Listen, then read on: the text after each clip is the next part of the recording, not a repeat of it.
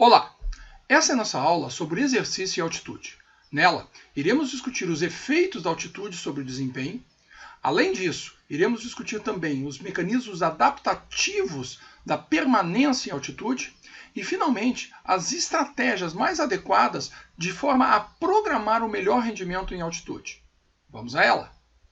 Para iniciarmos a falar sobre exercício em altitude, é fundamental que conheçamos as diferenças entre a realização de exercício ao nível do mar e a realização de exercício em altitude.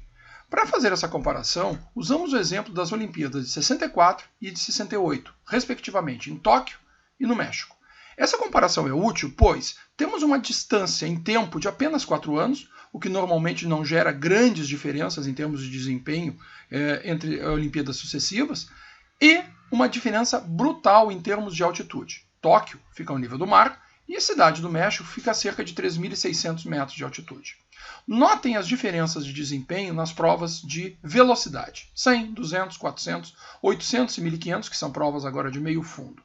Notem que em todas essas provas, comparando Tóquio com México, na Cidade do México, na Olimpíada do México em 1968, nós encontramos resultados melhores, da ordem de 1%, 3% e assim por diante, em cada uma dessas provas. Ora, mas nós não deveríamos ter uma piora de desempenho em altitude? Não para provas de velocidade. E por quê? Porque a baixa pressão atmosférica, como discutimos na aula anterior, provoca uma menor distância entre as moléculas que compõem o ar, oxigênio, nitrogênio, CO2, e isso faz com que haja aquilo que chamamos de uma menor resistência frontal. O que ocorre é que esse ar rarefeito produz menos resistência à passagem de um corpo em velocidade. No caso, esse corpo pode ser um corpo humano ou pode ser um implemento, como um peso, um dardo, um disco e assim por diante. Em todas essas provas de velocidade, há ganhos em termos de desempenho para a realização em altitude. Já quando comparamos isso para provas de fundo, como os 3.000, 5.000, até a marcha de 50 km, o que encontramos é justamente o oposto, uma piora de desempenho. Vejam que os tempos pioram significativamente. Aqui nos 3.000, cerca de 21 segundos, nos 5.000 metros, cerca de 17 segundos, na maratona chegamos a uma piora de 8 minutos e assim por diante. Por que é que isso se justifica? Isso se justifica justamente pela menor pressão atmosférica encontrada em altitude. Notem que a pressão atmosférica ao nível do mar é 760 mm de mercúrio, gerando uma pressão de oxigênio de 159. Ora, essa pressão de 159 gera, como discutimos na aula passada, uma pressão alveolar entre 100 e 104 mm de mercúrio, o que irá gerar, por sua vez, uma pressão arterial também de 100 a 104 mm de mercúrio.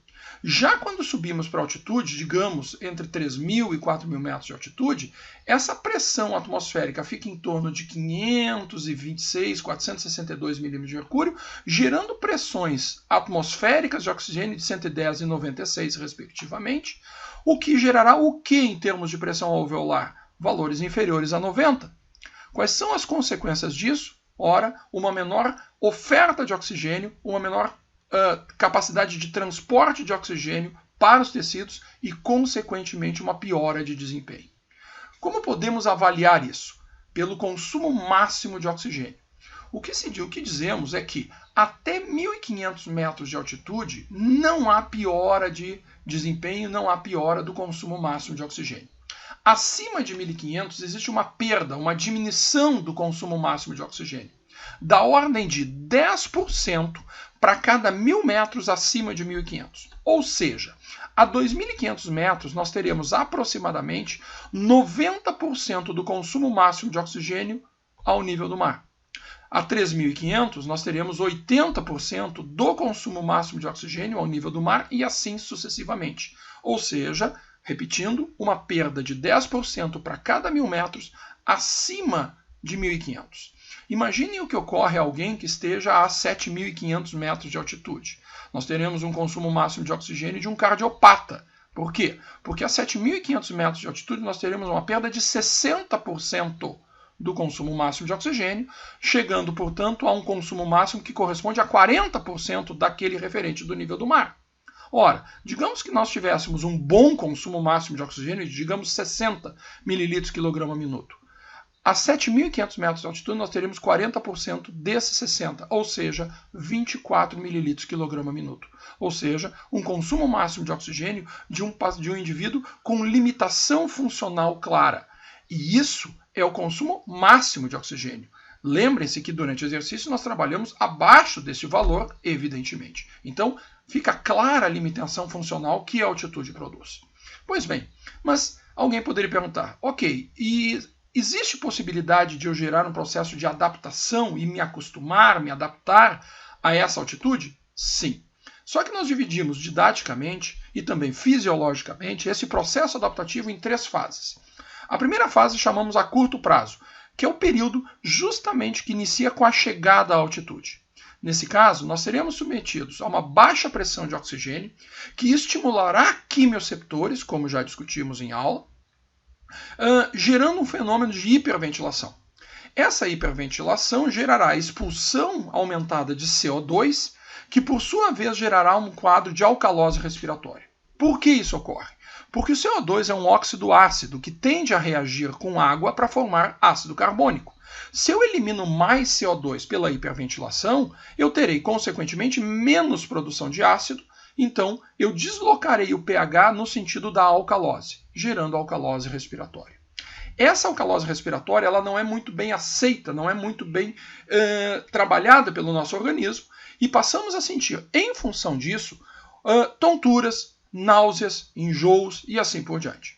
Evidentemente, nosso organismo lança mão de processos adaptativos para combater essa alcalose respiratória. O que é feito? Pois bem, entramos no sistema a médio prazo. Se passa a excretar bicarbonato, uma base, justamente para combatermos a alcalose. Só que junto com essa excreção de bicarbonato, excretamos água. Qual é o resultado? Nós temos uma hemoconcentração, um quadro de desidratação que leva a uma concentração aumentada do sangue. Essa hemoconcentração acaba por ter efeitos de dois lados. Um efeito benéfico, onde pela menor distância entre as hemácias, nós diminuímos a distância difusional de gases. Qual é o resultado? Nós facilitamos os processos de transporte de gases, em especial nos alvéolos. Isso facilita a nossa vida em altitude. No entanto, essa maior concentração também aumenta a viscosidade do sangue, levando a maior estresse e cisalhamento, a maior, portanto, chance de desencadeamento de coágulos e também a maior trabalho cardíaco. Ora, o nosso organismo novamente lança mão de mecanismos adaptativos para esse quadro de hemoconcentração. O rim passa a secretar EPO, eritropoietina, que ativa a eritropoiese na medula óssea, aumentando consequentemente o conteúdo de hemácias e hemoglobina. Ao final desse processo, a longo prazo, consideramos esses indivíduos adaptados para a altitude. Vejam que é um processo relativamente complexo e que demora um certo tempo. Bom, mas quanto tempo demora esse processo adaptativo? O que significa curto, médio e longo prazo?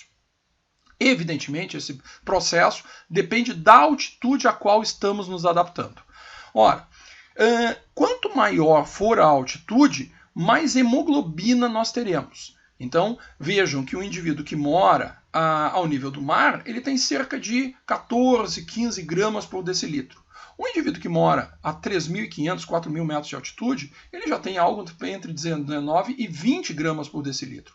Isso é o que acontece com esses indivíduos, os Sherpas, que vivem em altitudes na ordem de 5.000, 4.500, 5.500 metros de altitude no Himalaia. São indivíduos que vivem nessa região e normalmente são os guias de expedições que visam a subida do Everest e outros montes da região.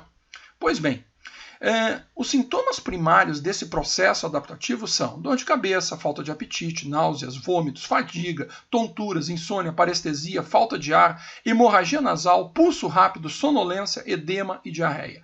Isso são sintomas primários na altitude. Agora, os sintomas graves são edema pulmonar, tosse seca, febre, falta de ar, edema cerebral, dor de cabeça persistente, marcha instável, perda de consciência, náusea severa e hemorragia da retina. Então isso aqui são quadros graves da permanência à altitude. Pois bem, como é que calculamos o tempo de adaptação necessário para a altitude? Isso depende da própria altitude. Até 1.600 metros, nós precisamos de apenas uma semana para nos adaptarmos completamente. Acima de 1.600, somamos mais uma semana para cada 600 metros. Isso quer dizer que para uma adaptação a 2.200 precisaríamos de 2 semanas, 2.800, 3 semanas, 3.400, 4 semanas e assim sucessivamente. Ora, isso pode gerar alguma preocupação, porque afinal de contas, notamos que é um tempo bastante longo. Se vamos para a cidade do México, que tem cerca de 3.500, 3.600 metros de altitude, vamos precisar de 4 semanas, 5 semanas de adaptação, sem dúvida nenhuma. Bom, mas como afinal de contas vamos programar isso? Pois bem, se nós estivermos falando de competições, como por exemplo a Copa do Mundo do México em 86 ou a Olimpíada do México em 68, ora, essas competições têm calendário definido. Nós sabemos em que mês, em que dias elas ocorrem e temos tempo, portanto, de nos preparar. Ora, se vamos para a Olimpíada do México em 68, nós poderíamos chegar a essa cidade com 30, 45 dias de antecedência e fazer todo um processo adaptativo nessa altitude, de forma a competirmos na Olimpíada com o melhor desempenho possível. O problema não são essas competições que têm um calendário bastante bem definido e uma duração razoavelmente curta, normalmente 15 dias ou até mesmo um mês de duração, mas uma duração razoavelmente curta. O problema são competições onde basicamente temos um jogo ou uma competição em altitude e num outro momento temos que estar ao nível do mar novamente e depois voltar à altitude, que é o que acontece, por exemplo, numa competição de futebol como a Libertadores da América. O que temos ali? Ora, num determinado dia se joga em Porto Alegre ou no Rio de Janeiro ao nível do mar e no outro se joga, por exemplo, em La Paz, em altitude. E não há definitivamente tempo para se permanecer 3 semanas, 4 semanas, adaptando. Ora, o intervalo que há nesses casos é cerca de 1 semana. Então, inclusive as equipes de altitude utilizam essa altura, chamado fantasma da altura, contra as equipes brasileiras, argentinas, uruguaias, que são países que não apresentam altura. Notem o que nós temos aqui. Em Potosí, na Bolívia, nós temos uma altitude de 4.000 metros, e o time de lá é o Real Potosí. Em La Paz, nós temos o The Strongest e o Bolívia jogando a 3.600 metros de altitude, em Cusco, 3.400. E aqui nós temos, então, os times de futebol que jogam nessas altitudes nos diferentes países da América do Sul, com as suas respectivas altitudes. Então vejam que há várias equipes que jogam em altitude e, invariavelmente, equipes brasileiras, argentinas, uruguaias têm que se deslocar para o Equador, para a Bolívia, para a Colômbia, para enfrentar essas equipes. Bem, só a título de exemplo, na própria Bolívia foi construído um estádio a 4.095 metros de altitude, chamado Estádio El Alto, que é o estádio mais alto do mundo, justamente para receber partidas da seleção da Bolívia e de clubes como o The Strongest e outros clubes, de forma a enfrentar equipes brasileiras. Ou seja, isso foi feito efetivamente de propósito. Mas então, o que as equipes brasileiras deveriam fazer? Se resignar, se conformar com isso? Não. O que as equipes brasileiras devem fazer nesses casos é planejar adequadamente a ida para a altitude. Nesse caso, nós devemos lembrar que a maioria desses países apresenta litoral.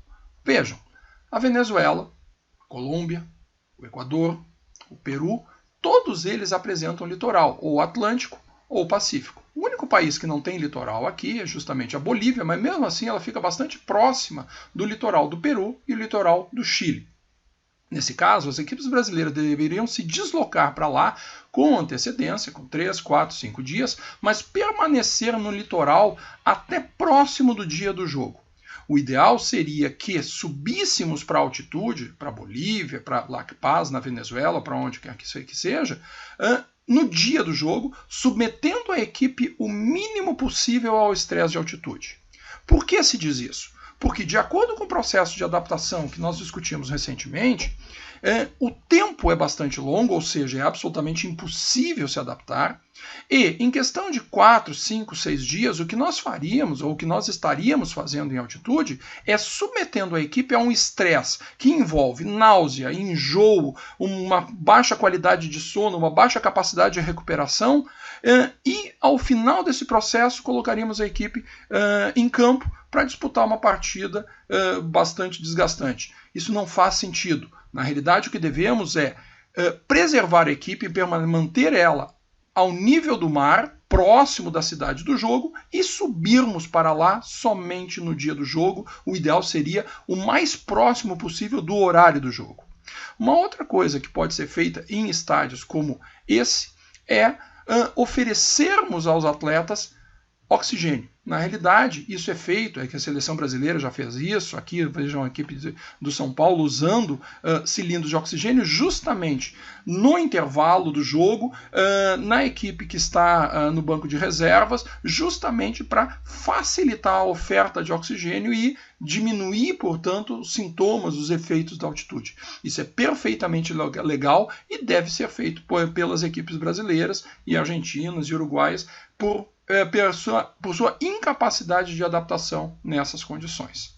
Ora, um outro aspecto que deve ser discutido é o que esse artigo do Chapman apresenta.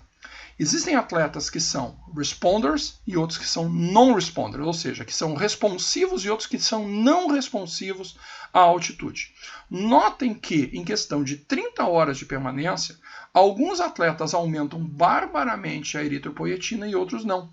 Evidentemente, esse primeiro grupo de responders irá responder e, portanto, se adaptar mais facilmente à altitude do que o grupo de non-responders. Vejam os resultados em termos de eritropoietina, desempenho e assim por diante. O grupo de non-responders aumenta a eritropoietina, mas o grupo de responders aumenta muito mais. Em termos de hemácias ao final do processo adaptativo, o grupo não responsivo não muda e o grupo responsivo aumenta bastante a quantidade de hemácias, indicando então que houve o processo de adaptação. Em termos de consumo máximo de oxigênio, vejam que o grupo de non-responders não muda o consumo máximo de oxigênio e o grupo de responders aumenta o consumo máximo de oxigênio, melhorando inclusive aspectos de desempenho. Então, isso é um aspecto que deve ser levado em conta. Numa equipe de futebol que irá para a altitude ou numa equipe de corredores que irá para a altitude, haverá atletas que melhorarão o desempenho na altitude, que se adaptarão à altitude e outros que não. Isso é absolutamente individual e a única forma de se identificar quem são esses atletas é testando.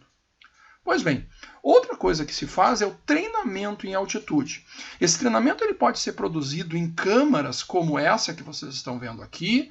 Aqui vocês veem uma equipe de ciclismo dentro de uma câmara já projetada numa condição que simula a altitude. E essas câmaras então têm capacidade de modular a altitude, mexendo justamente nos percentuais, nas pressões de oxigênio, de forma a simular a altitude que se deseja. Então é perfeitamente possível artificialmente se treinar ou mesmo se permanecer sem treinamento, simplesmente vivendo em câmaras que simulam a altitude. Essa revisão sistemática publicada na Sports Medicine analisa justamente o efeito de treinamento em altitude natural ou simulada, né? Então é uma meta-análise do grupo do Will Hopkins. E o que eles mostram aqui? Eles mostram que, do ponto de vista de desempenho e consumo máximo de oxigênio, as melhores respostas são encontradas no modelo de Live High, Train Low, ou seja, se vive em altitude e se treina, não vou falar ao nível do mar, mas vou falar em altitudes mais baixas. Então, se tu tem condições de viver em altitude, mas treinar ao nível do mar, esse é o melhor protocolo para melhoria de desempenho e de resistência em atletas de elite. Né? Alguns protocolos artificiais, como o que eu mostrei agora há pouco, também são efetivos para atletas de subelite. Então, esse é o modelo que atualmente se persegue. Né? Se busca um local, e inclusive a região do Colorado, nos Estados Unidos, é excelente para esse tipo de estratégia, se viver em altitude e se treinar ao nível do mar. Na realidade, nós teríamos o estímulo de, digamos, 20 horas por dia vivendo em altitude, sofrendo as adaptações, E treinando ao nível do mar ou numa altitude menor do que onde se vive, de forma a utilizar o sistema de transporte de oxigênio, adaptando o sistema muscular da melhor forma possível. Uma coisa que deve ser entendida é o que esse trabalho também do grupo do Chapman mostra. Ele estuda o efeito de perda de massa de hemoglobina ao longo de 40 dias. Ele trouxe, na realidade, uma equipe etíope que treinava em altitude, a 2.600 metros de altitude, para o nível do mar, e avaliou de que forma a hemoglobina baixava. Notem que ela baixa relativamente rápido, em questão de 40 dias isso já baixou significativamente. Isso indica o quê? Indica que não vale a pena se treinar em altitude e se retornar para uma competição muito longe dessa competição, 60 ou 90 dias. Não. O que se deve fazer é se treinar em altitude e se retornar para o nível do mar, para essa competição, cerca de 20, 25 dias. O que aconteceria nesse caso? Bem, as hemácias estariam caindo, a hemoglobina estaria caindo, verdade, porém, nesses 20, 25 dias, se induziria um treinamento aeróbio de alta intensidade de forma a se preparar o músculo a utilizar o oxigênio, de certa forma, extra que está sendo transportado pelas hemácias extras que foram formadas em altitude. Essa é a estratégia que tem sido utilizada ao longo dos últimos anos por atletas, em especial de longa distância, quando treinam em altitude e quando vão competir ao nível do mar. Bom, recentemente surgiram estratégias tais como as máscaras hipóxicas, que são essas máscaras que prometem criar um ambiente hipóxico. Pois bem, isso já foi estudado e exatamente que tipo de resultados se obtém. Aqui nós temos um trabalho que avalia justamente o efeito de se vestir essas máscaras de treinamento em altitude, sobre capacidade aeróbica, etc, etc. O que se encontra? Absolutamente nada. Não há melhoria de hemoglobina ou de hematócrito pré e pós no grupo que usou a máscara, no grupo que fez controle, não há qualquer diferença. O que isso indica? Que efetivamente essas máscaras não produzem o que prometem, que é um treinamento hipóxico. Existem algumas diferenças na capacidade de realização de trabalho após 12 sessões, mas isso não pode ser justificado por uma adaptação hipóxica, por uma adaptação à altitude simulada. Por quê? Porque não há altitude simulada em primeiro lugar. Ora, não é por se restringir a entrada de ar que se vai diminuir a pressão de oxigênio desse ar. O que se está produzindo com essas máscaras são, na realidade, um maior trabalho da musculatura, tanto inspiratória quanto expiratória. Nesse caso, pode sim surgir uma melhoria de capacidade de realização de trabalho por uma melhoria da força muscular inspiratória e expiratória. Além disso, existe um aumento da pressão de CO2, que, como se dificulta a expiração, além de se dificultar a inspiração, existe uma certa conservação de CO2 no sistema, aumentando a pressão de CO2. Nesse caso, o que nós temos é uma dessensibilização de quimioreceptores, o que poderia produzir um aumento do tempo de apneia. Bem, se isso é útil no esporte em que se está discutindo, ok, mas na grande maioria das vezes não é disso que nós estamos falando. Nós estamos usando isso para corredores, estamos usando isso para lutadores que não vão trabalhar em apneia. Pois bem, quais são as mensagens finais, então, da nossa aula? A altitude provoca, sim, diminuição da pressão de oxigênio, gerando diminuição de transporte de oxigênio e, consequentemente, de desempenho aeróbico.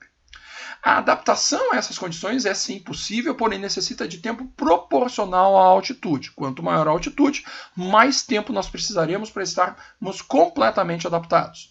Finalmente, a adaptação à altitude apresenta aspectos individuais, ou seja, indivíduos diferentes responderão diferentemente à submissão à altitude. E para concluir, o melhor rendimento é obtido com o retorno para o nível do mar antes das hemácias e hemoglobina diminuírem para um novo nível, um nível de adaptação ao nível do mar. Bem, essa foi a nossa aula sobre altitude e exercício. Espero que tenham gostado. Continue acompanhando o nosso canal. Até mais!